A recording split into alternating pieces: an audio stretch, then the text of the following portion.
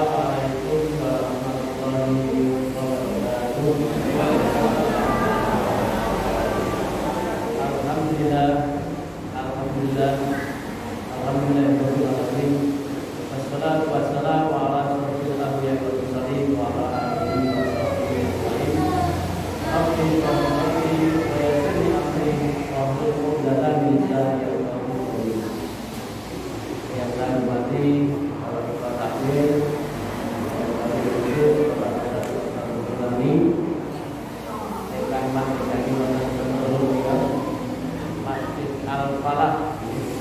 Alhamdulillah wonten ing wonten nika walaupun hujan deras dari hujan, alhamdulillah Allah memberikan kemudahan kita bisa bertemu silaturahmi di masjid yang mulia ini, Masjid Al-Falah, dalam rangka silaturahmi dan juga tolak ilmu sekaligus berbuka bersama. Semoga amal ibadah kita senantiasa diterima Allah Taala. Amin ya rabbal alamin. Ibu dan bapak, adik-adik jamaah rahimahullah, pada kesempatan hari ini saya ingin mengajak pada seluruh jamaah untuk supaya hidup itu bahagia, dan bahagianya itu tidak pada kondisi-kondisi tertentu dan tidak menggunakan syarat-syarat tertentu yang sulit-sulit. Makanya judulnya adalah bahagia kapan saja, di mana saja. Berarti kapan saja itu pendino ya bahagia. Namun bahagia apa tidak ibu? Salah Pak. Sama bahagia, alhamdulillah.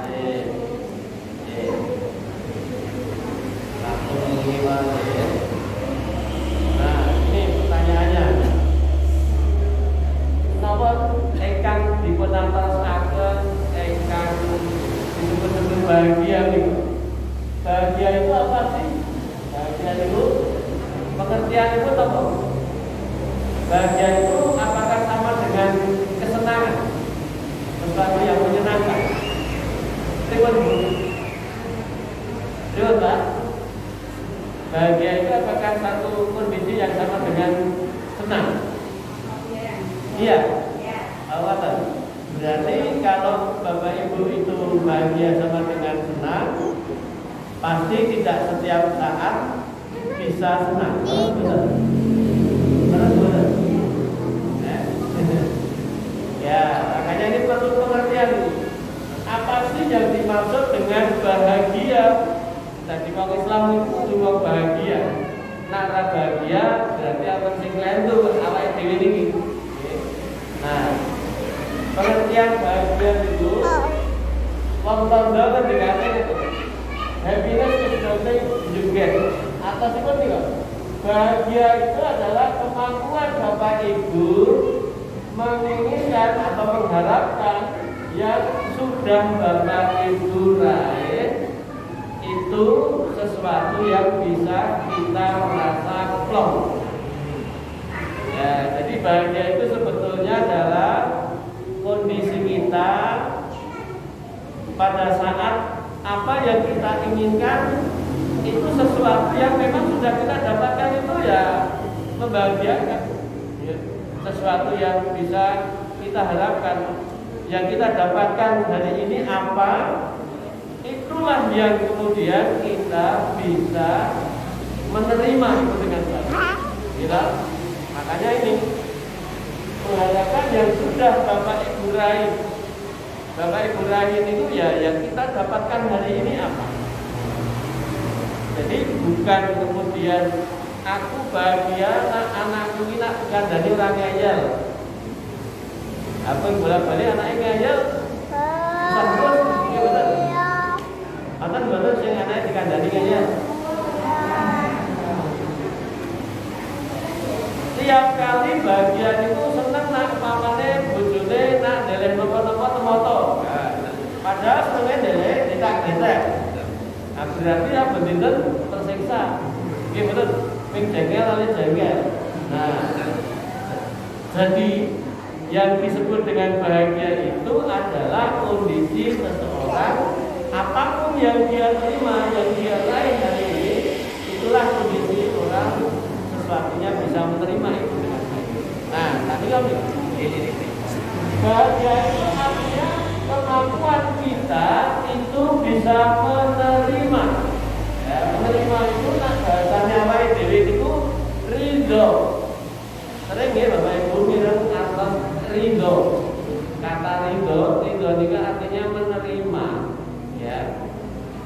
Berarti kalau sudah bisa menerimanya dengan baik, itu atas dasar karena Allah, maka itu disebut dengan ikhlas.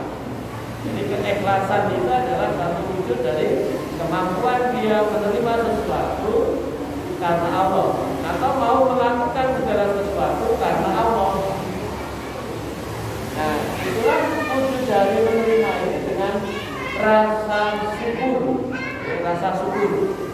rasa syukur berterima kasih dengan Allah yang telah memberikan segala sesuatunya, apapun yang dia peroleh. Ya. Nah, kemudian Bapak Ibu sekalian, yang kita lihat di sini, sudahkah Bapak Ibu bahagia? Tadi sudah saya tanyakan, ya. Bahagia. Kondisi apa yang menyebabkan Bapak Ibu itu bahagia? Kenapa, Bu? Kondisi apa yang menyebabkan Ibu bahagia? Kondisi apa, Bu? Kenapa, Pak? Seperti tanggal 6. Tanggal 6 terus bahagia kan? Namanya main sedikit ya. Namanya terus flow itu. Nah, terus yang berikutnya, kondisi apa yang menyebabkan Bapak Ibu tidak bahagia? Nah, ini juga pertanyaannya yang sebaliknya. Yang berikutnya adalah, apakah ada yang belum tercapai terhadap apa yang dicita-citakan dari Bapak Ibu sekalian sampai hari ini? Betul-betul dengan dereng tercapai. Kata dari dulu sampai hari ini dan sampai ke depan bisa jadi nggak tercapai itu ada. Apa yang kita cita-citakan belum tentu terwujud. Apakah kemudian kita terus tidak bahagia? Dan boleh. Kalau kita bahagianya dengan cara begitu, betapa tersiksanya. Padahal Bapak Ibu sekalian, orang yang berbahagia di dunia itulah calon bakal penghuni kehidupan bahagia di akhirat. Kenapa nih, Bu? Surga. Jadi kalau Bapak Ibu itu di dunia merana, grantes, tidak bahagia, maka di akhiratnya juga sama. Jadi dunia ini cerminan untuk akhirat. Nah, yang bahagia yang seperti apa? Itu tadi definisi pengertiannya adalah orang-orang yang bersyukur.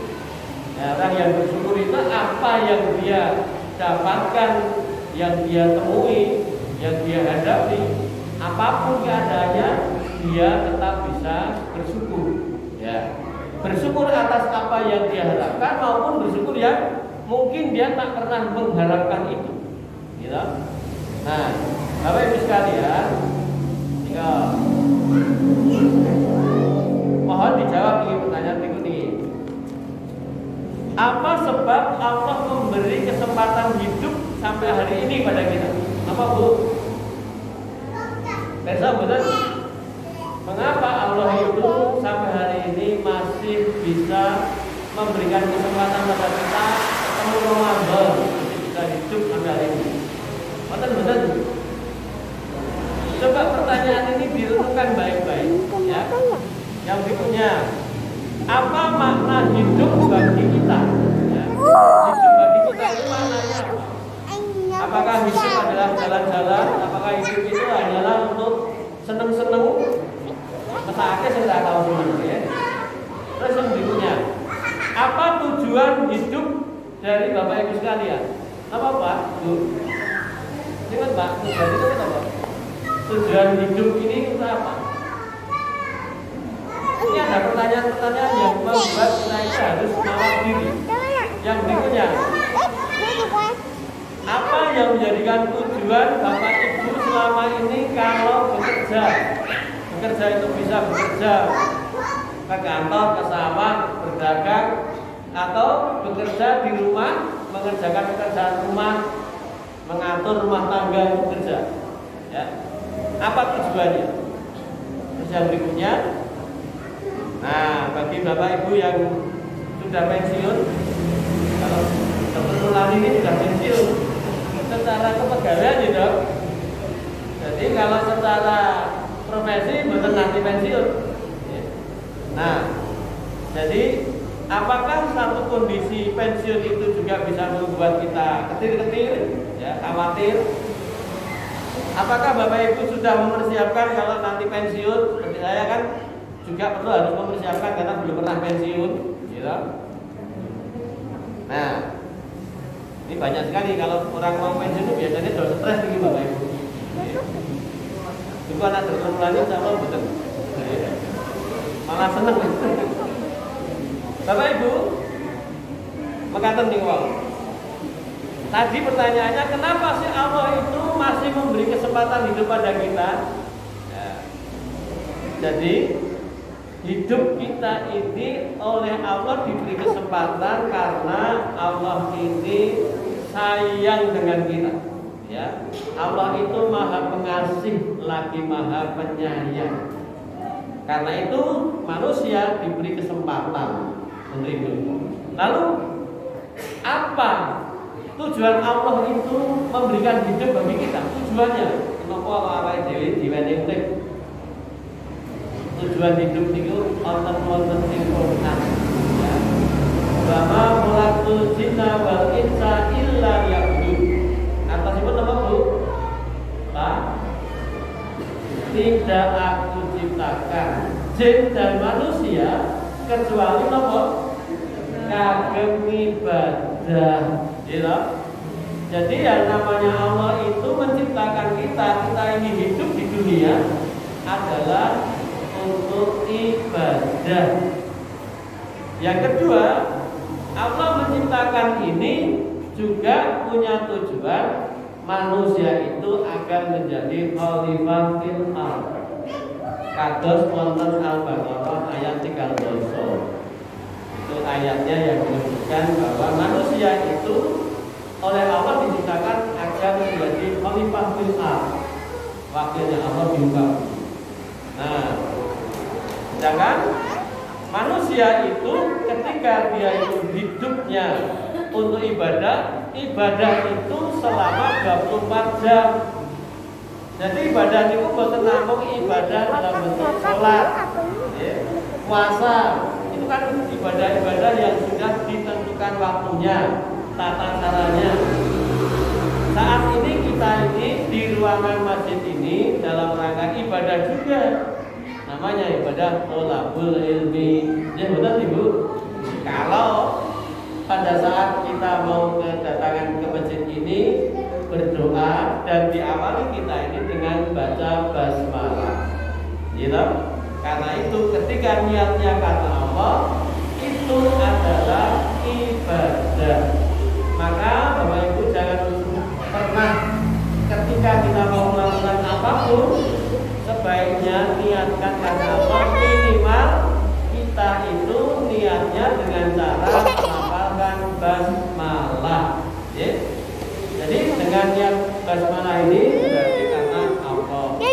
Nah, Bapak Ibu sekalian, bahagia itu ada beberapa ahli mengatakan wonten 3 Bapak Ibu macemipun. Ya. Terus terbagi menjadi 3. Yang disebut dengan bahagia material. Jadi kebahagiaan yang material. Yang kedua adalah bahagia yang sifatnya bahagia emosi. Jadi bahagia emosi itu adalah kebahagiaan emosional. Yang ketiga adalah kebahagiaan spiritual. Jadi ada 3 kebahagiaan. Nah, tinggal kita bahas satu-satu. Apa yang disebut dengan bahagia material? Ini yang kebanyakan orang memikirkan dia hidup bahagia itu kalau bahagianya dalam hal material. Ya, ini karena manusia terdiri atas ada jasad fisik namanya jasmani. Ya. Nah, jadi kebahagiaan seseorang ini kalau berorientasi pada materialistik. Apa-apa nih Kak? Jadi kebahagiaan ini satu kondisi yang dikatakan bersifat menyenangkan. Yang tadi Bapak Ibu ada yang mendikok kalau bahagia itu sama dengan senang. Nah ini, kalau kita membuat diri kita itu mendapatkan kenikmatan, membuat kita menjadi nyaman. Itu sepertinya bahagia. Padahal bahagia yang semacam ini sebetulnya hanyalah bahagia yang sifatnya indrawi lewat motor. Niku kesenangan motor niku nampung sak nyukan. Sak nyukan niku napa nggih? Sak nyet ngoten. Ming sak delo. Belum tahu gaji sebulan entuk 10 juta, biasanya ming entuk 2 juta. Begitu entuk 10 juta, seneng saat itu. Ning sesuk-esuk pun mboten. Nggih pun biasa. Nggih mboten. Sesuke pun ganti pengen entuk gaji 15 juta. Nah, sesuk entuk 15 juta. Sesuk wis pengen ganti pengen wis kok niku. Terus mboten. Itu kalau material. Nggih. Amal binika, Bapak Ibu, ini kebahagiaan yang sifatnya indrawi. Kalau indrawi niku moto niki saged kapusan. Telinga ini bisa kapusan. Bapak Ibu mirsani jalan itu kalau jalannya lurus, jalannya menyatu napa tetap lurus ngeten. Mesti menyatu gitu. Mingkup ngeten iki. Padahal diparani ora tau gathuk niku. Rel kereta api niku nanti belum seki kadang gathuk ngeten. Kapusan betul dipateni. Langit itu warnanya apa Bu? Biru. Cobi Bapak Ibu naik pesawat pakai inggil. Kowe ora ketemu. Biru niku mergo kadoan niku dadi biru. Makanya darah biru, sesuk tak darah biru niku mergane adoh banget ngono darahnya. Darahnya kala awake dhewe. Stratane ngono. Nah, niku. Nah, Ibu dan Bapak, makanya sifat material bisa dilihat, bisa diraba, bisa dirasakan, dan itu semuanya adalah kondisi-kondisi yang bisa tertipu. Bapak Ibu makan itu enaknya tetap atau enaknya berubah-ubah. Kondisi makanan itu. Bapak Ibu makan tongseng, sing masak podo, gitu, sing masak podo. Apakah dengan yang masak yang sama ini dan masih dalam bumbu yang sama, kualitas yang sama, seseorang merasakan enak itu dalam kondisi yang tetap sama dengan yang masak? Tapi betul, tidak sama, karena nanti lidah ini bisa dihapusi, ya, bisa ditipu oleh siapa? Kondisi tubuh kita yang lain. Awake dhewe rasane kok mangan pahit. Padahal sing masak sing bersangkutan yang tidak ganti-ganti orang, bumbunya tesih sami. Mergo awake dhewe lagi awake ra enak. Ngoten nggih? Makan rasane ra enak, mergane pikirane butek. Nggih betul. Nah, jadi rasa itu bisa tertipu. Nah, Ibu dan Bapak, jangan ragu-ragu. Kebahagiaan material niku kados-kados ingkang kula niku. Nah, biasanya nih kok kata tiap minggu bahagia itu yang sifatnya material mesti pengen duitnya oke, gitu betul.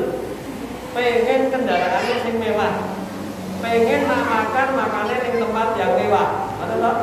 Nak tinggal ya tinggal di apartemen sing Nah, itu semua adalah kondisi seseorang yang gampang tertipu. Banyak orang, ya ini yang saya kemarin menuliskan itu, semakin orang itu sukses, semakin orang itu punya harta yang banyak, semakin orang itu kedudukannya tinggi, semakin dia punya harta yang melimpah ruah, maka semakin pula dia punya ketakutan yang tinggi, Bapak Ibu. Ya, itulah mengapa orang-orang yang tambah pinter, tambah hartanya melimpah, kedudukannya tinggi, wongnya gampang stres. Jadi betul, banyak ketakutannya lebih tinggi. Nah, makanya orang-orang yang seperti inilah yang itu terjadi tertipu.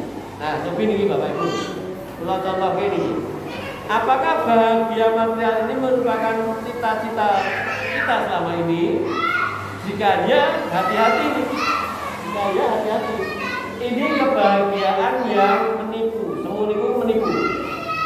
Jika materi ini pun sudah Bapak Ibu miliki, kita pun tidak merasakan itu bahagia, gitu. Sebelum mendapatkan apa yang namanya material itu, keburu mati. Berarti selama hidup boten bahagia, sakit. Nah, ini Bapak Ibu bisa kita lihat, ya, harta melimpah tidak dapat membeli kebahagiaan dan kesehatan. Ya, kesehatan itu iso dituku lagi duit. Sing iso dituku namung napa? Biaya berobat, biaya fasilitas kesehatan. Ya, perlu lagi ya. Kita nggak bisa namanya duwe loro ginjal itu dituku ben sehat, atau sakit betul? Bukan sakit. Ya. Ibu bapak mengalami demensia, otaknya memorinya rasa nyimpen. Wis goleke obat sing mari-mari ora ono. Nggih. Untuk mempertahankan saja itu banyak yang kebablasan, akhirnya ya demensianya membuat orang tidak bisa mengingat. Nggih. Bapak Ibu, ini jadi contoh yang saya tulis ini Bapak Ibu. Ini orang-orang hebat di dunia, di antaranya orang Indonesia. Artis komedi Robin Williams itu orang yang posisinya memiliki kehebatan dalam bentuk ketenaran, kekayaan. Neng matine pun ternyata bunuh diri. Whitney Houston, artis ingkang hebat, biaya bodyguard itu dilarang. Kulit ngangge bunuh diri ke bodyguard karena dia kaya. Matinya apa? Overdosis. Obat ya. Matinya itu mati ngenes. Ya, kok bingung nih. Tapi Michael Jackson itu matinya juga seperti itu, sama kasusnya. Akhil Mukhtar besok ya. Dr. Akhil Mukhtar itu mantan, sekarang udah jadi mantan ketua MK. Dulu dia itu orang tertinggi di Mahkamah Konstitusi, ya, dan disebut-sebut orang mulia. Tapi ternyata dia nggak jadi kehidupannya mulia, tetapi justru nista. Jadi betul, kedudukan yang semakin tinggi hati-hati. Karena yang namanya kedudukan yang semakin tinggi ini kan terus burung Jawa dan dipangku mati. Maka kedudukan itu adalah sesuatu yang membuat orang bisa membuat kematian pada diri, mati karakter, mati masa depannya. Ya. Ini juga sama, Ruby Rubiandini, ini mantan kepala SSK. Gajinya luar biasa, 500 juta. Saya kebayangin apa betul? Sesasi 500 juta. Itu saya gajinya 100 juta aja setahun belum tentu dapat. Ya. Ini Angelina Sondakh baru saja keluar dari penjara, you know? Dan alhamdulillah dari penjara dia dapat hidayah, ya. Dapat hidayah tinggal menjadi orang yang lebih baik agama. Ya. Nah, hati-hati nih Bapak Ibu. Hati-hati Bapak Ibu. Kita ini hanyalah yang sedang kita makan. Jadi kalau kita itu memiliki rezeki kita ini adalah yang kita makan, yang masih di meja, yang masih di kulkas, itu bukan rezeki kita. Bisa jadi dimakan tikus, ya betul. Di atas meja, di lubuk semut, dan di ransop, dimakan, gitu. Jadi semua yang kita pakai ini adalah rezeki kita. Yang masih di lemari di rumah bisa jadi bukan rezeki kita. Ngetik dia ada gempa, ambruk semuanya. Wes wujud. Rezeki yang sifatnya material itu dalam bentuk apa? Yang kita sedekahkan Bapak Ibu, itu adalah rezeki kita. Karena itu yang kan dibawa mati. Iya betul. Nah, makanya di sini di dalam Quran surat Al-Mu'minun ayat 55 sampai 56. Apakah mereka mengira bahwa harta dan anak-anak yang kami berikan kepada mereka berarti bahwa kami bersegera memberikan kebaikan kepada mereka? Oke. Ternyata tidak. Semua ini belum langsung menjadikan sesuatu yang membuat kita menyenangkan. Sebenarnya mereka tidak sadar. Karena yang yang bangga-bangga anaknya ternyata anaknya boten memahami orang tuanya. Gimana? Anaknya dididik, wah akhirnya jadi wong pinter. Akhirnya orang iso rumah bapak ibu waktu bapak ibu itu dadi wong sepuh pun ora iso apa sing ngopeni malah tanggane. Kata mboten sing ngoten iki. Karena dia saking sibuknya gitu. Atau mungkin malah tak sempat ngurusi wong tuwa. Bapak Ibu sekalian, jangan kita letakkan kebahagiaan itu pada harta, ya. Kemudian jangan kebahagiaan itu diletakkan pada anak-anak.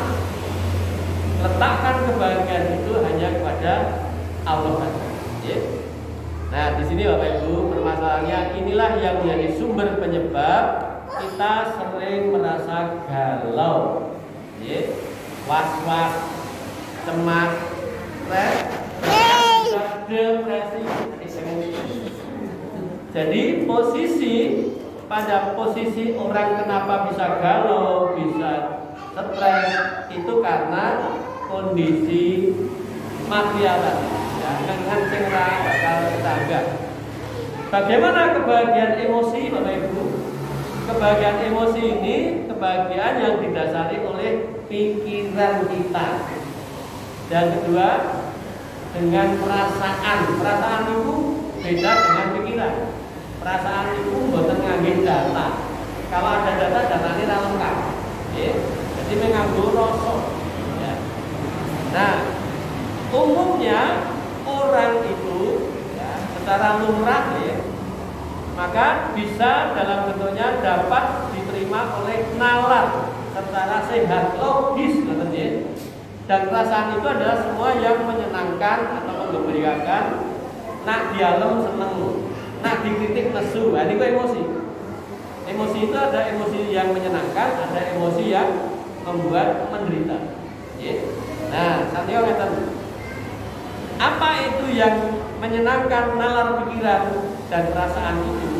Ya tadi saya sebutkan, kalau seseorang itu diomongi dengan kata-kata yang kasar, orang tidak suka. Gitu kan? Ibu-ibu teman betul nanti ngendikanin engkang santun. Teman lo gitu? Teman. Kalau dikasari, nah teman-teman, ya, nah itu namanya kebahagiaan emosi. Atau ketika orang itu jujur dengan kita, Bapak Ibu teman jujur loh. Ini nanti dijujuri tenang, belum tentu kuat loh.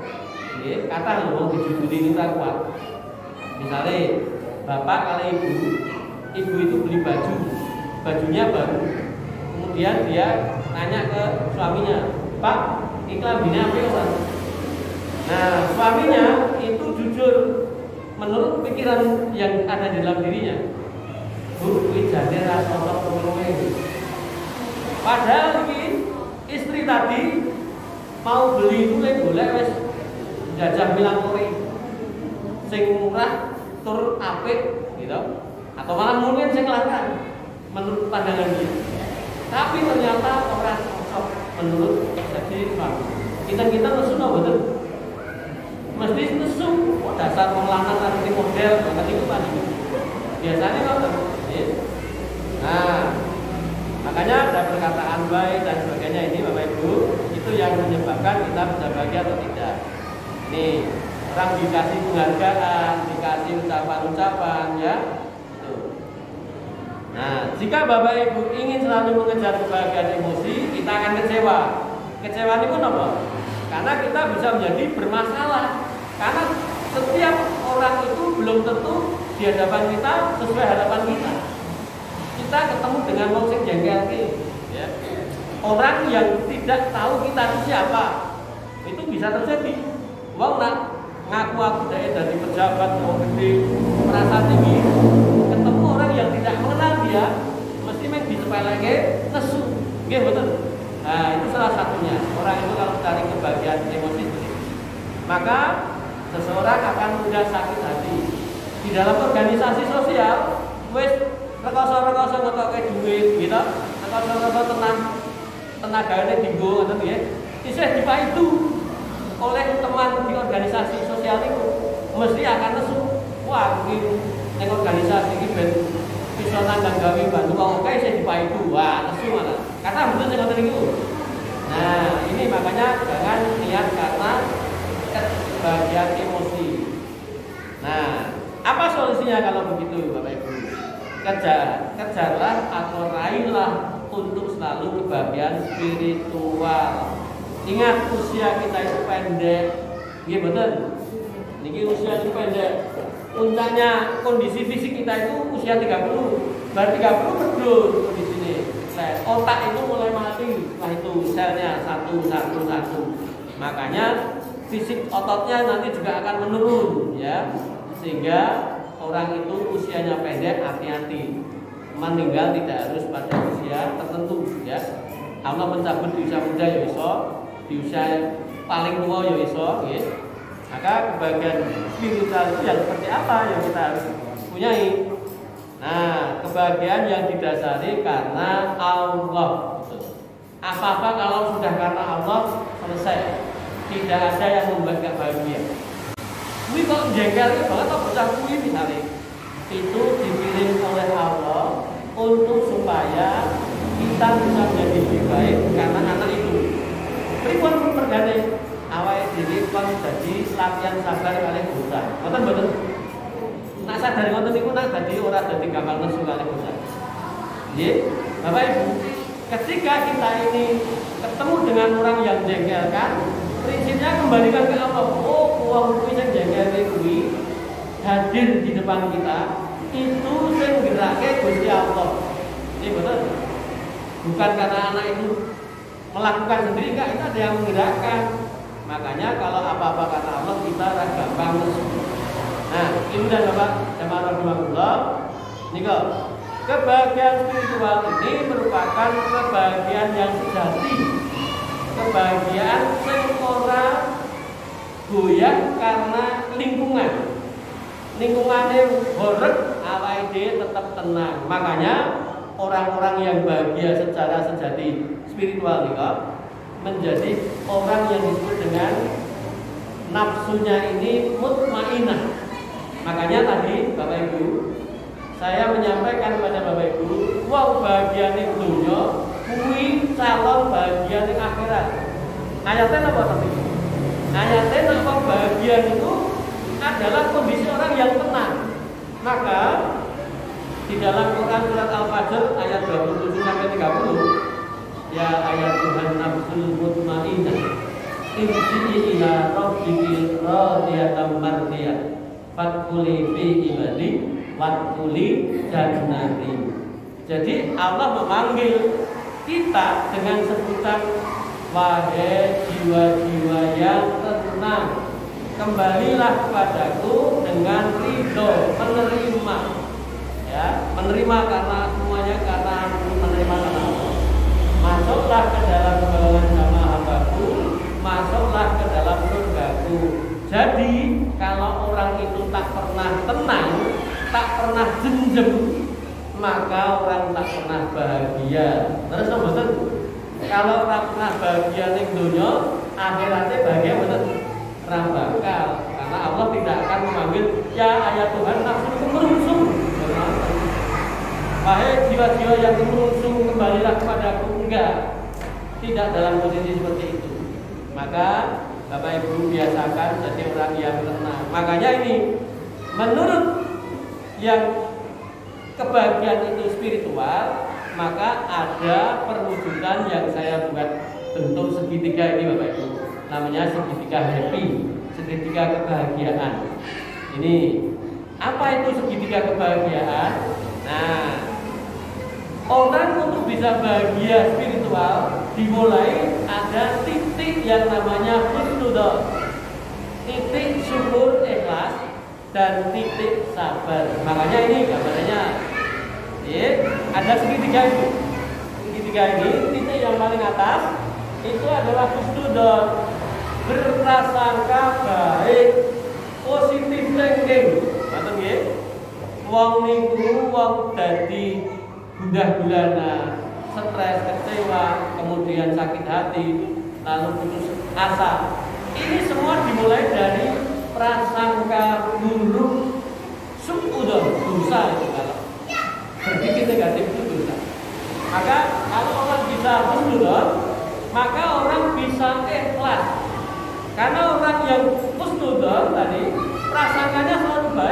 dia bisa menerima. Dikasih sakit, tidak kemudian aku ini kurang apa toh ya, sholat orang tahu kendang, mesti tepat waktu, poso ya mesti poso, tambah poso sunah. Kok masih dikasih sakit? Gusti Allah ki piye ya? Nah niku wong ra iso nampa. Terus mboten? Itu orang yang tidak bisa menerima karunia Allah. Padahal sakit itu untuk supaya kita menjadi lebih baik. Loh kok lebih baik? Nah, kita kadang menggunakannya pakai perasaan, pakai indrawi tadi, sehingga kita kadang salah. Makanya positif thinking, wong lara kuwi marai gugur dosane, dirontokke, gitu.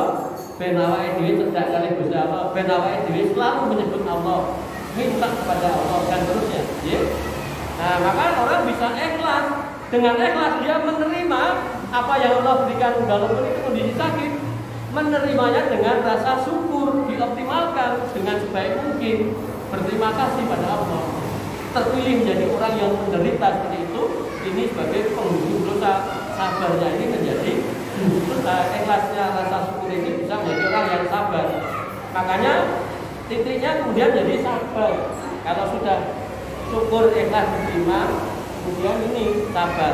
Kalau kita belum bisa sabar, berarti dari sakit tinggi, dari sakit tinggi. Itu mesti kena dasarnya tinggi. Nah, ini kenapa kita harus husnudzon?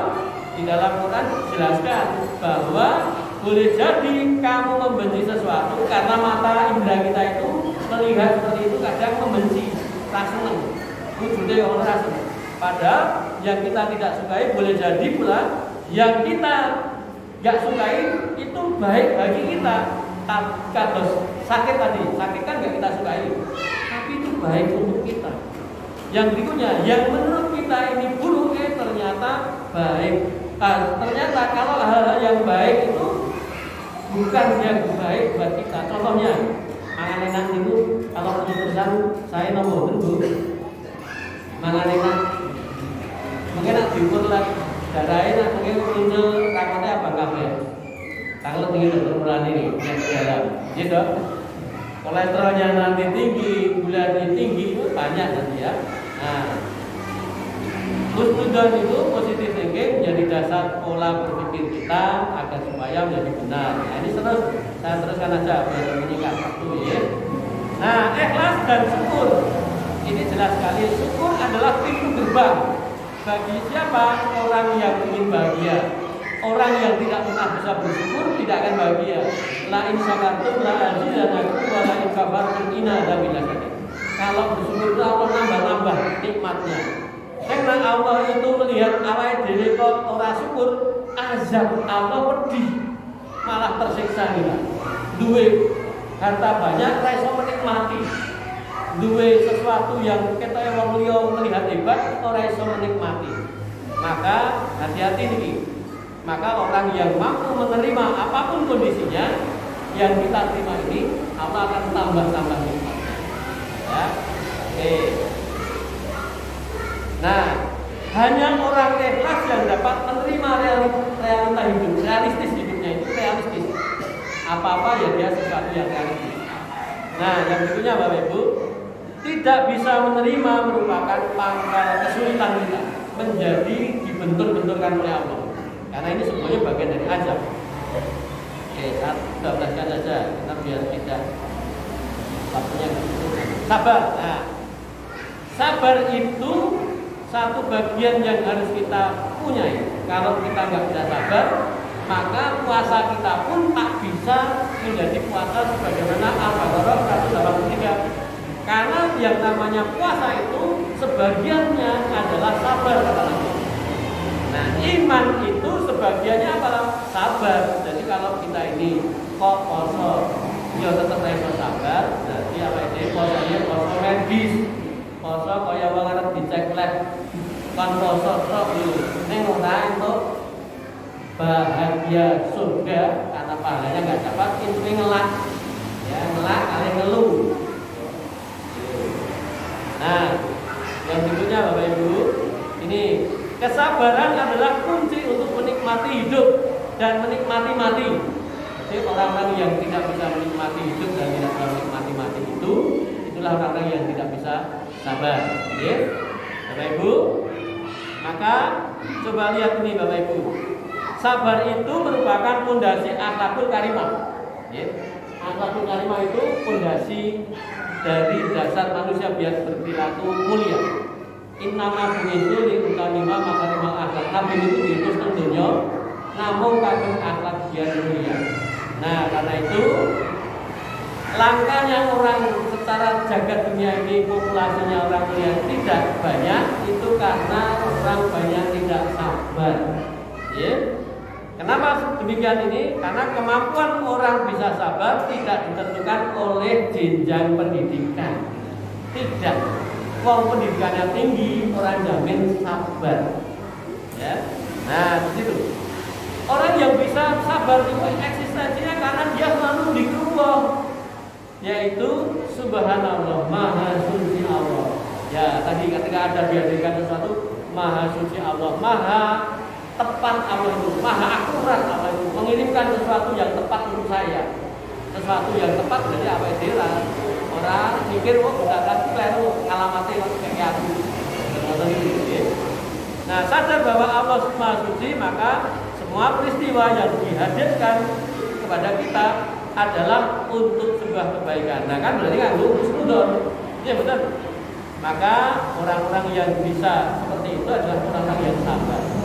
Nah, oleh karena itu Bapak Ibu, nah ini orang-orang sabar ini prinsipnya di sini, yaitu ketika kita selalu ingat di balik kesulitan itu adalah sesuatu kemudahan. Allah berkendikan itu, ya. Maka sering-seringlah banyak berpikir biar ingat itu. Nah, ini sekitar ya tadi. Kalau sudah bisa seperti itu, maka di dalamnya kita itu akhlaknya mulia. Dan kalau orang bisa berakhlak mulia, mesti kalau peristiwa apapun dia bisa melihat sesuatu itu bil hikmah. Ada pelajaran-pelajaran yang bisa dia ambil petik apapun peristiwanya, entah itu hal yang baik atau yang dikehendaki ataupun yang tidak. Karena itu Bapak Ibu sekalian, mari di dalam bulan puasa ini, di bulan Ramadan ini, latihan sabar, latihan mengubah pola pikir kita agar tidak salah sesuatu yang kita cari. Nah, lewat apa? Perbanyak ingat ke Allah supaya kita menjadi orang yang selalu dituntun oleh Allah, bisa istiqomah di dalam amal solehnya. Mengatakan Bapak Ibu, mungkin ada kurang dan lebihnya karena saya sebagai manusia penuh kedoliman. Kalau ada benarnya, alhamdulillah, semua benar itu datang dari Allah. Mengatakan, Assalamualaikum warahmatullahi wabarakatuh.